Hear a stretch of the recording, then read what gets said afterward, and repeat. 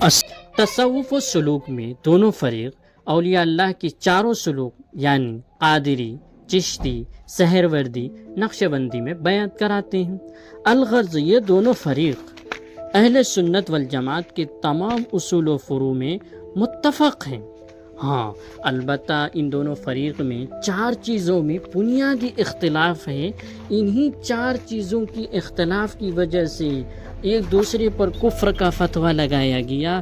انہی 4 چیزوں کی وجہ سے آپس میں ہمیشہ دست و گریبان رہے، اور انہی 4 چیزوں کے اختلاف کی وجہ سے ہمیشہ مناظرہ اور ہمیشہ کھینچا تانی ہوتا رہا۔ تو بہرکیف وہ 4 چیزیں کیا ہیں؟ نمبر 1، پہلی بات یہ ہے کہ آن حضرت صلی اللہ علیہ وسلم نور تھے یا بشر؟ اس سوال کا جواب آپ کو کمنٹ باکس میں خود دینا ہے۔ دوسرا یہ کہ آپ صلی اللہ علیہ وسلم جس طرح سے اللہ عالم الغیب ہیں اسی طرح سے آپ صلی اللہ علیہ وسلم بھی عالم الغیب ہیں۔ تیسرا سوال یہ ہے کہ جس طرح اللہ تعالی ہر جگہ موجود ہیں کیا اسی طرح اللہ کے رسول صلی اللہ علیہ وسلم بھی حاضر و ناظر ہیں؟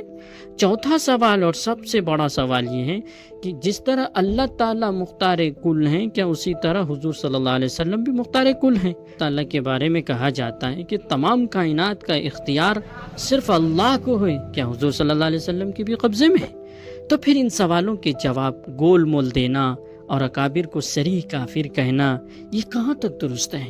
اور یہ کہنا کہ دیوبندیوں کا ذبیحہ حرام ہے اور حلال نہیں ہے، یہ کہنا کہاں تک درست ہے؟ اور ابہامی بات کرنا، گول مول بات کرنا یہ بالکل بھی صحیح نہیں ہے۔ دونوں طرف کے علماء کی خاص طور پر ذمہ داری ہوتی ہے کہ عوامی جلسوں میں اس طرح کی بات نہ کی جائے کہ دونوں آپس میں دست و گریبان ہو جائیں اور آپس میں اختلاف پیدا ہو جائے۔ اور